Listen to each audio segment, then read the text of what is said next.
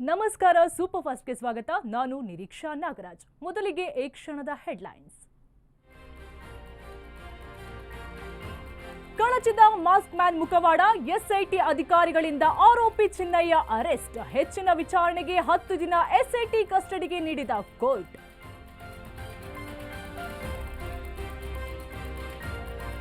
ಧರ್ಮಾಧಿಕಾರಿ Veerendra Hegde fast reaction. ಬೆಂಬಲಕ್ಕೆ ನಿಂತ ಎಲ್ಲರಿಗೂ ಧನ್ಯವಾದ. ನ್ಯಾಯ ಸಿಗೋ ವಿಶ್ವಾಸದಲ್ಲಿ ಧರ್ಮಸ್ಥಳದ ಭಕ್ತರು.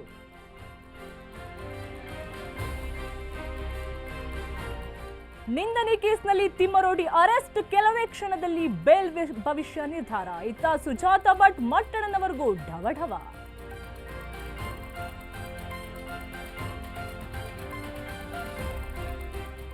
ಕಾಂಗ್ರೆಸ್ ಸರ್ಕಾರ ಜನರ ಮನಸ್ಸನ್ನ ಕೆದಕಿದೆ. ಧರ್ಮಸ್ಥಳ ವಿಚಾರದಲ್ಲಿ ಕೋಟ್ಯಾಂತರ ಭಕ್ತರಿಗೆ ನೋವಾಗಿದೆ. ಇದುವೇ ಸಿಎಂ ಸಿದ್ದರಾಮಯ್ಯಗೆ ಬಗ್ನಿಗೂಟ ಆಗಲಿದೆ ಎಂದ ವಿ ಸೋಮಣ್ಣ.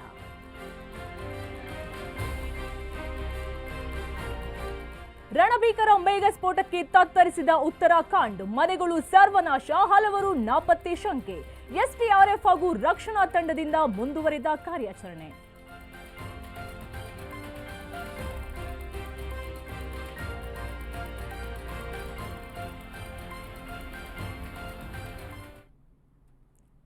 ಧರ್ಮಸ್ಥಳದ ಕಾಡಿನಲ್ಲಿ ನೂರಾರು ಶವಗಳನ್ನು ಹೂತಿಟ್ಟ ಪ್ರಕರಣದಲ್ಲಿ ಸುಳ್ಳುಗಳ ಸರಮಾಲೆ ಹೆಣೆದು ಕತೆ ಕಟ್ಟಿದ ಮುಸುಕುದಾರಿ ಚಿನ್ನಯ್ಯನನ್ನು ವಿಶೇಷ ತನಿಖಾ ತಂಡ ಬೆಳಗ್ಗೆ ಬಂಧಿಸಿತು. ಬಳಿಕ ಮಾಸ್ಕ್ ಮ್ಯಾನ್ ಅನ್ನು ವೈದ್ಯಕೀಯ ಪರೀಕ್ಷೆಗೆ ಹಾಜರುಪಡಿಸಲಾಗಿತ್ತು. ನಂತರ ಡೈರೆಕ್ಟ್ ಅನಾಮಿಕರನ್ನ ಎಸ್ಐಟಿ ಅಧಿಕಾರಿಗಳು ಕೋರ್ಟ್ಗೆ ಹಾಜರುಪಡಿಸಿದ್ರು. ಈ ವೇಳೆ ಮಾಸ್ಕ್ ಮ್ಯಾನ್ ಎಲ್ಲಾ ವಿಷಯವನ್ನ ನ್ಯಾಯಾಲಯದ ಮುಂದೆ ಹೇಳಿಕೊಂಡಿದ್ದು, ಹೆಚ್ಚಿನ ವಿಚಾರಣೆಗಾಗಿ ಮಾಸ್ಕ್ ಮ್ಯಾನ್ ಚಿನ್ನಯ್ಯನನ್ನ ಎಸ್ಐಟಿ 10 ದಿನ ಕಸ್ಟಡಿಗೆ ನೀಡಿ ಆದೇಶ ಹೊರಡಿಸಿದೆ.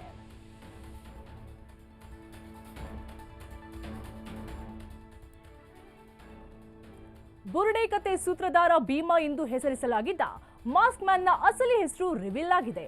ಆತನ ನಿಜವಾದ ಹೆಸರು ಸಿಎನ್ ಚಿನ್ನಯ್ಯ ಎಂದು ಎಸ್ಐಟಿ ಅಧಿಕಾರಿಗಳು ತಿಳಿಸಿದ್ದಾರೆ.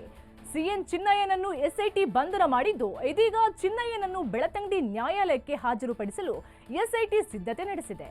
ತನಿಖೆಯ ಮುಂದಿನ ಹಂತಕ್ಕಾಗಿ ಆತನನ್ನು ಕಸ್ಟಡಿಗೆ ಪಡೆಯಲು ಎಸ್ಐಟಿ ಯೋಜನೆ ರೂಪಿಸಿದ್ದು, ಈ ಪ್ರಕರಣದಲ್ಲಿ ಇನ್ನಷ್ಟು ಜನರಿಗೆ ಸಂಕಷ್ಟವಾಗುವ ಸಾಧ್ಯತೆ ಇದೆ.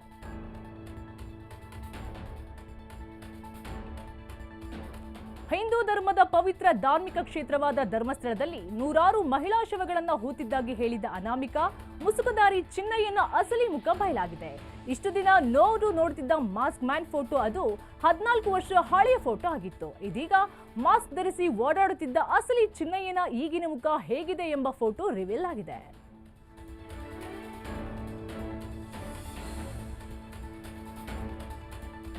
ನಾನು ಪಾತ್ರಧಾರಿ ಮಾತ್ರ, ಸೂತ್ರಧಾರಿಗಳು ಬೇರೆಯೇ ಇದ್ದಾರೆ ಎಂದು mask man C N Chinnayya alias Chenna ಸ್ಫೋಟಕ ಮಾಹಿತಿ ಬಚ್ಚಿಟ್ಟಿದ್ದಾನೆ.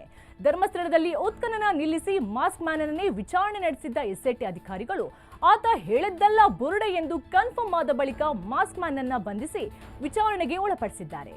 ಈ ವೇಳೆ ಸತ್ಯದ ಅನಾವರಣವಾಗಿದೆ. ನನಗೆ ಈ ರೀತಿ ಹೇಳಲು ಹೇಳಿದ್ರು, ನಾನು ಈ ರೀತಿ ಹೇಳಿದೆ. ಬುರುಡೆ ತೆಗೆದುಕೊಂಡು ಕೋರ್ಟ್ಗೆ ಒಪ್ಪಿಸಿ ಅಂದ್ರು, ನಾನು ಒಪ್ಪಿಸಿದೆ. ಕೋರ್ಟ್ಗೆ ಹಾಜರುಪಡಿಸಿದ ಬುರುಡೆ ಎಲ್ಲಿಂದ ಬಂತು ಅಂತ ನನಗೆ ಗೊತ್ತಿಲ್ಲ ಎಂದು ಮಾಸ್ಕ್ ಮ್ಯಾನ್ ಚೆನ್ನ ಹೇಳಿದ್ದಾನೆ. ಧರ್ಮಸ್ಥಳದಲ್ಲಿ ನೂರಾರು ಶವಗಳನ್ನು ಹೂತಿಟ್ಟ ಪ್ರಕರಣ ಇನ್ನೇನು ತಾರ್ಕಿಕ ಅಂತ್ಯಕ್ಕೆ ಬರ್ತಾ ಇದೆ. ತೀವ್ರ ವಿಚಾರಣೆ ಬಳಿಕ ಮುಸುಕುದಾರಿಯನ್ನ ಬಂಧಿಸಿರುವಂತಹ ಎಸ್ಐಟಿ ಆತನ ಹೆಸರು, ಊರು, ಹಿನ್ನೆಲೆಯನ್ನ ಬಹಿರಂಗಪಡಿಸಿದೆ. ನೂರಾರು ಶವಗಳನ್ನ ತಾನೇ ಹೂತಿರುವುದಾಗಿ ಮತ್ತು ಹೂಳುವಾಗ ಶವಗಳು ಕೊಲೆ ಮತ್ತು ಅತ್ಯಾಚಾರ ಮಾಡಿದ್ದ ಸ್ಥಿತಿಯಲ್ಲಿ ಇರ್ತಿತ್ತು ಎಂಬುದಾಗಿ ಬುರುಡೆ ಬಿಟ್ಟಿದಂತಹ ಮಾಸ್ಕ್ ಮ್ಯಾನ್ ಮುಖವಾಡವನ್ನ ಎಸ್ಐಟಿ ಅಧಿಕಾರಿಗಳು ಕಳಚಿದ್ದಾರೆ. ಈತನ ಹಿನ್ನೆಲೆಯನ್ನು ಮುಸುಕುದಾರಿಗೆ ಈ ಹೆಸರು ಬರೋದಕ್ಕೂ ಒಂದು ಕಾರಣ ಇದೆ. ಈತ ನದಿಯಲ್ಲಿ ಮುಳುಗಿದ ಹೆಣಗಳಿಂದ ಚಿನ್ನ ಕದಿಯುತ್ತಿದ್ದಂತೆ. ಮಹಿಳೆಯರ ಮೂಗುತಿ, ಕಿವಿಯೋಲೆ, ಸೆರೆಗಳನ್ನ ಕದಿತಾ ಇದ್ದಂತೆ. ಈ ಕಾರಣದಿಂದಾಗಿ ಚಿನ್ನಪ್ಪ, ಚಿನ್ನಯ್ಯ ಎಂದು ಕರೀತಾ ಇದ್ರಂತೆ.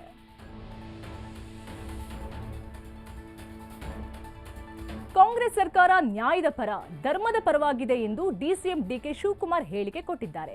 ಬೆಂಗಳೂರಿನಲ್ಲಿ ಮಾತನಾಡಿದ ಅವರು, ಬುರುಡೆ ಬಿಟ್ಟ ಮಾಸ್ಕ್ ಮ್ಯಾನ್ ಅನ್ನು ಬಂಧಿಸಲಾಗಿದೆ. ಬಿಜೆಪಿಯವರು ಎಸ್ಐಟಿ ರಚನೆ ಬಗ್ಗೆ ಏನೂ ಮಾತನಾಡಿರಲಿಲ್ಲ. ಅಡ್ಡಗೋಡೆ ಮೇಲೆ ದೀಪ ಇಟ್ಟಂತೆ ಬಿಜೆಪಿ ಮಾತನಾಡಿತ್ತು. ನಾನು ಪ್ರಸ್ತಾಪ ಮಾಡಿದ ಮೇಲೆ ಅವರು ಮಾತನಾಡುತ್ತಿದ್ದಾರೆ. ನನಗೆ ಮೊದಲಿನಿಂದಲೂ ಎಸ್ಐಟಿ ತನಿಖೆ ಬಗ್ಗೆ ನಂಬಿಕೆ ಇತ್ತು. ಎಸ್ಐಟಿ ತನಿಖೆಯನ್ನ ಧರ್ಮಾಧಿಕಾರಿಗಳು ಸ್ವಾಗತ ಮಾಡಿದ್ರು. ಸತ್ಯಾಸತ್ಯತೆ ಹೊರಬರುತ್ತೆ ಎಂದು ಹೇಳಿದರು. ನೋಡಪ್ಪ, ಬಿಜೆಪಿಯವರು ಏನು ಮಾತಾಡಿರ್ಲಿಲ್ಲ. ಬಿಜೆಪಿಯವರೆಲ್ಲ ಫೆನ್ಸ್ ಇಟ್ರು, ಅಡ್ಗೋಡೆ ಮೇಲೆ ದೀಪ, ಅದೇ ಹೇಳ್ತಾರಲ್ಲ ಅಡ್ಗೋಡೆ ಮೇಲೆ ದೀಪ ಇಡ್ತಾರೆ ಅಂತ ಫೆನ್ಸ್ ಇಟ್ರು ಕೆಲಸ ಮಾಡ್ತಾ ಇದ್ರು. ನಾನು ಅದನ್ನ ಪ್ರಸ್ತಾವನೆ ಮಾಡಿದ್ಮೇಲೆ ಅದನ್ನ ಮಾತಾಡ್ತಾ ಇದ್ದಾರೆ. ನನಗೆ ಮೊದಲಿಂದ ಕೂಡ ನಮ್ಗೆ ತನಿಖೆಗೆ ನಾವೆಲ್ಲ ಅವರು ವೆಲ್ಕಮ್ ಮಾಡಿದ್ದಾರೆ. ಧರ್ಮಸ್ಥಳದವರೇ ಬಂದು ಚೀಫ್ ಮಿನಿಸ್ಟರ್ ಹತ್ರ ಮೀಟ್ ಮಾಡಿ ಅವರ ಕುಟುಂಬದವ್ರು ಬಂದು ನೀವು ಮಾಡಿರೋದು ಒಳ್ಳೆ ಕೆಲಸ ಅಂತೇಳಿ ಅವರು ಹೇಳಿದ್ದಾರೆ. ಆಯ್ತಾ? ಅದನ್ನ ಬಾಲಕೃಷ್ಣ ಅವರು ಅಸೆಂಬ್ಲಿಲೂ ಕೂಡ ಪ್ರಸ್ತಾವನೆ ಮಾಡೋದು, ನಾನು ಅದನ್ನ ಮಾತಾಡಕ್ ಹೋಗ್ಲಿಲ್ಲ ಅದನ್ನ. ಸೊ ಅವರು ಬಂದು ಅದಕ್ಕೆ ವೆಲ್ಕಮ್ ಮಾಡಿದ್ರು. ಇನ್ವೆಸ್ಟಿಗೇಷನ್ ನಡೀತಾ ಇದೆ. ಯಾರ್ಯಾರು ತಪ್ಪು ಇದ್ದಾರೆ ಅವ್ರನ್ನೆಲ್ಲ ನಾವು ಕ್ರಮ ಕೈಗೊಳ್ತೀವಿ ಅಂತ ನಮ್ಮ ಸರ್ಕಾರ, ಹೋಮ್ ಮಿನಿಸ್ಟರ್ ಹೇಳಿದ್ದಾರೆ, ಚೀಫ್ ಮಿನಿಸ್ಟರ್ ಹೇಳಿದ್ದಾರೆ, ನಮ್ಮ CLP ಹೇಳಿದ್ದಾರೆ, ಅಸೆಂಬ್ಲಿಲೂ ಹೇಳಿದ್ದಾರೆ. ಸೊ ಆ ಕೆಲಸ ನಾವು ಮಾಡ್ತಾ ಇದೀವಿ. ಯಾರ ಮೇಲೂ ನಮ್ಗೆ ಅವ್ರ ಪರನೂ ಇಲ್ಲ, ಇವ್ರ ಪರ ಇಲ್ಲ, ನಮ್ಗೆ ನ್ಯಾಯದ ಪರ, ನಮ್ಗೆ ಧರ್ಮದಲ್ಲಿ ರಾಜಕಾರಣ ಮಾಡಬೇಡಿ ಅಂತ ನಮ್ದು ಅಷ್ಟೇ. ಅನನ್ಯ ಭಟ್ ನನ್ನ ಮಗಳೇ ಅಲ್ಲ ಅನ್ನುವಂತ ಮಾತನ್ನ ಈಗ ಸುಜಾತ ಭಟ್ ಹೇಳ್ತಾ ಇದ್ದಾರೆ. ಅದನ್ನೆಲ್ಲ ನನ್ನ ಹೋಮ್ ಮಿನಿಸ್ಟರ್ ನೋಡ್ತಾರೆ. ನೋಡಪ್ಪ, ಬಿಜೆಪಿಯವರು ಏನು ಮಾತಾಡಿರ್ಲಿಲ್ಲ. ಧರ್ಮಸ್ಥಳ ಗ್ರಾಮದಲ್ಲಿ ನೂರಾರು ಶವಗಳನ್ನು ಹೂತಿಟ್ಟ ಪ್ರಕರಣದಲ್ಲಿ ಮುಸುಕುದಾರಿ ಬಂಧನ ಆಗಿರುವುದಾಗಿ ಗೃಹ ಸಚಿವ ಜಿ ಪರಮೇಶ್ವರ್ ಖಚಿತಪಡಿಸಿದ್ದಾರೆ. ಮಾಸ್ಕ್ ಮ್ಯಾನ್ನ ಬಂಧನ ಆಗಿರೋದು ನಿಜ. ಆತ ಪೊಲೀಸ್ ಕಸ್ಟಡಿಯಲ್ಲಿ ಇದ್ದಾನೆ. ತನಿಖೆ ಪೂರ್ಣಗೊಳ್ಳುವವರೆಗೆ ಯಾವುದೇ ಮಾಹಿತಿ ನೀಡಲು ಸಾಧ್ಯವಿಲ್ಲ. ಅಧಿಕಾರಿಗಳು ತನಿಖೆ ಮುಂದುವರಿಸುತ್ತಾರೆ. ಹೆಚ್ಚಿನ ಮಾಹಿತಿ SITಯಿಂದ ಪಡೆಯುತ್ತೇನೆ. ಇದರ ಹಿಂದೆ ಯಾವ ಜಾಲ ಇದೆ ಅನ್ನುವುದನ್ನು ಪತ್ತೆ ಮಾಡಲಾಗುವುದು ಎಂದು ಹೇಳಿದರು. ಬಂಧನ ಆಗಿರೋದು ನಿಜ. ಬಂಧನ ಆಗಿದೆ. ಅವರು ಪೊಲೀಸ್ ಕಸ್ಟಡಿಯಲ್ಲಿದ್ದಾರೆ. ತನಿಖೆ ನಡೆಯೋದ್ರಿಂದ ಯಾವ ಮಾಹಿತಿಯನ್ನು ಕೊಡೋದಕ್ಕೆ ಸಾಧ್ಯ ಆಗೋದಿಲ್ಲ. ಅವರು ಪೊಲೀಸ್ ಇನ್ವೆಸ್ಟಿಗೇಷನ್ ನಡೀತಾರೆ. ಅವರು ಬಂಧನ ಮಾಡಿದ್ದಾರೆ. ಅವರು ಇನ್ವೆಸ್ಟಿಗೇಷನ್ ಮಾಡ್ತಾರೆ. ಈ ನಿರ್ಧಾರಕ್ಕೆ ಬರಲಿಕ್ಕೆ ಕಾರಣ ಏನು ಸರ್? ಎಲ್ಲ ಡೀಟೇಲ್ಸ್ ಮಾಹಿತಿ SITನವ್ರು ಹೇಳ್ತಾರೆ. ಎಲ್ಲ SIT ತನಿಖೆ ಮಾಡ್ತಾ ಇದೆ. ತನಿಖೆ ಮುಂದುವರೆದಿದೆ. ತನಿಖೆ ಕಂಪ್ಲೀಟ್ ಆಗೋವರೆಗೂ ಕೂಡ ನಮಗೆ ಯಾವುದೇ ವಿಚಾರಗಳನ್ನ ನಾವು ಹಂಚ್ಕೊಳ್ಳೋದಕ್ಕೂ ಆಗೋದಿಲ್ಲ, ಕನ್ಕ್ಲೂಡ್ ಮಾಡೋದಕ್ಕೂ ಆಗೋದಿಲ್ಲ. ದೊಡ್ಡ ಜಾಲ ಇದೆ. ಅದರಿಂದ ಅದೆಲ್ಲ ಪತ್ತೆ ಆಗ್ಬೇಕಲ್ವಾ? ಜಾಲ ಇದೆಯಾ ಇಲ್ವಾ ಅಥವಾ ಏನಿದೆ ಅದೆಲ್ಲ ವರದಿ ಬಂದ ಮೇಲೇನೆ ಗೊತ್ತಾಗುತ್ತೆ. ಅಲ್ಲಿಯವರೆಗೂ ಊಹಾಪೋಹಗಳು ಇರ್ತಾವೆ. ಬಂಧನ ನಿರ್ಧಾರಕ್ಕೆ ಏನು ಹೇಳಿದ್ರು ಸರ್? ತನಿಖೆನೇ ಮುಕ್ತಾಯ ಆಗ್ಬೋದಾ ಅದು ಹೇಳಲಿಕ್ಕೆ ಬರೋದು. ಅಲ್ಲ, ಸುಜಾತ ಭಟ್ದು ಕೂಡ ಈ ತನಿಖೆಯಲ್ಲಿ ಮಾಡ್ತಾ ಇದ್ದಾರೆ. ಆ ತನಿಖೆ ವರದಿ ಬರೋವರೆಗೂ ಕೂಡ ಯಾವುದನ್ನ ನಾವು ಡಿಸ್ಕ್ಲೋಸ್ ಮಾಡೋದಕ್ಕೂ ಆಗೋದಿಲ್ಲ ಅಥವಾ SITನವರು ಇನ್ವೆಸ್ಟಿಗೇಷನ್ಗೆ ಅಫೆಕ್ಟ್ ಆಗುತ್ತೆ ಯಾವುದೇ ವಿಚಾರ.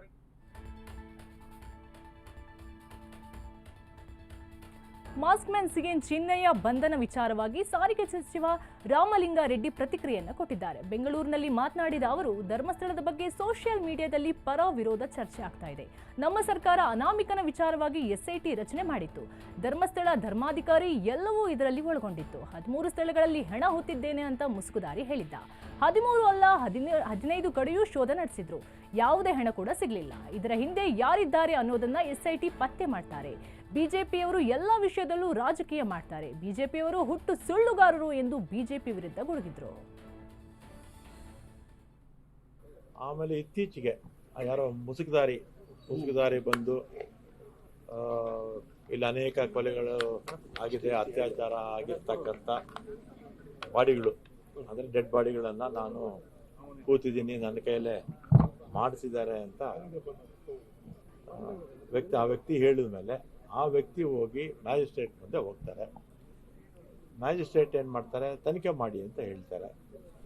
ತನಿಖೆ ಮಾಡಿ ಅಂತ ಹೇಳಿದ ಮೇಲೆ ನಮ್ಮ ಸರ್ಕಾರ, ಸಿದ್ದರಾಮಯ್ಯನವರು, ಗೃಹ ಮಂತ್ರಿಗಳು ಎಲ್ಲ ಕೂಡ ಮಾತಾಡಿ, ಯಾಕಂದರೆ 12-13 ವರ್ಷಗಳಿಂದ ವ್ಯಾಪಕವಾಗಿ ಅಲ್ಲಿ ಪರ ವಿರೋಧ ನಡೀತಾನೆ ಇತ್ತು.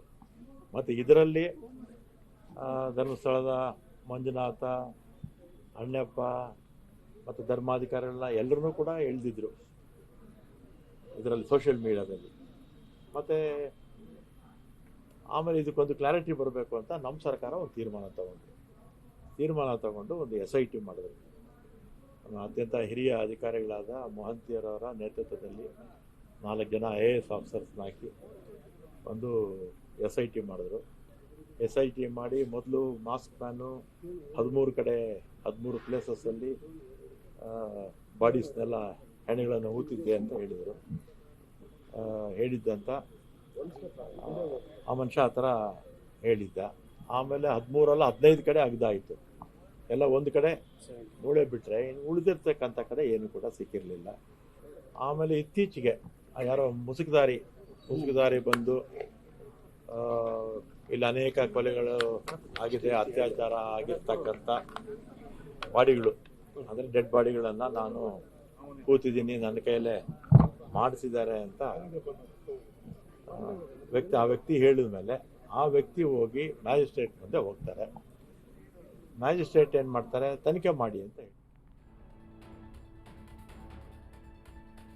ಧರ್ಮಸ್ಥಳ ವಿಚಾರದಲ್ಲಿ ಪಾರದರ್ಶಕ ತನಿಖೆ ನಡೀತಾ ಇದೆ ಎಂದು ಸಚಿವ ದಿನೇಶ್ ಗುಂಡೂರಾವ್ ಹೇಳಿದ್ದಾರೆ. ಬೆಂಗಳೂರಿನಲ್ಲಿ ಮಾತನಾಡಿದ ಅವರು, ಈ ವಿಚಾರದಲ್ಲಿ ರಾಜಕೀಯ ಲಾಭ ಪಡೆಯೋದು ಬೇಡ.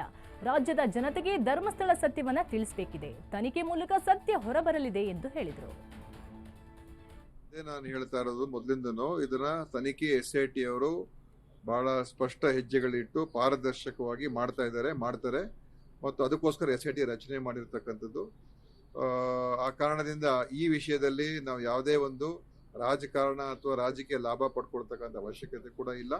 ಮತ್ತು ನಮ್ಮ ಪೊಲೀಸ್ ಅವರು ನಮಗೆ ಹೆಮ್ಮೆ ಆಗ್ತದೆ. ಯಾಕೆಂತ ಹೇಳಿದ್ರೆ ಪ್ರತಿಯೊಂದು ಕೂಡ ಯಾವುದೇ ಒಂದು ಏನೋ ಒಂದು ಕನ್ಫ್ಯೂಷನ್ ಇಲ್ದೇನೆ ಇವತ್ತು ಜನರಿಗೆ ಏನು ಆಗಿರ್ತಕ್ಕಂಥ ಘಟನೆಗಳ ಬಗ್ಗೆ ಸ್ಪಷ್ಟವಾದಂತ ಒಂದು ತನಿಖೆ ಮುಖಾಂತರ ಜನರಿಗೆ ಗೊತ್ತಾಗೋ ರೀತಿಯಲ್ಲಿ ಮಾಡ್ತಾ ಇದ್ದಾರೆ. ಸೊ ಅದನ್ನ ಸ್ವಾಗತ ಮಾಡ್ತೀನಿ. ಮತ್ತು ಇದು ನಿಜವಾಗ್ಲೂ ಕೂಡ ಏನೇನೋ ಇದರಿಂದ ಈಗ ಮುಂದೆ ಏನಿದೆ ನನಗೂ ಕೂಡ ಗೊತ್ತಿಲ್ಲ. ಅವ್ರ ತನಿಖೆ ಮುಖಾಂತರ ಗೊತ್ತಾಗುತ್ತೆ. ಯಾಕಂದ್ರೆ ಅವರು ಹೇಳಿರ್ತಕ್ಕಂಥ ಆರೋಪಗಳು ಬಹಳ ಗಂಭೀರವಾಗಿತ್ತು, ಭಯಾನಕವಾಗಿತ್ತು. ಈಗ ಅದೆಲ್ಲ ಇದುವರೆಗೂ ಯಾವುದು ಒಂದು ಕೂಡ ಪ್ರೂವ್ ಆಗಿಲ್ಲ.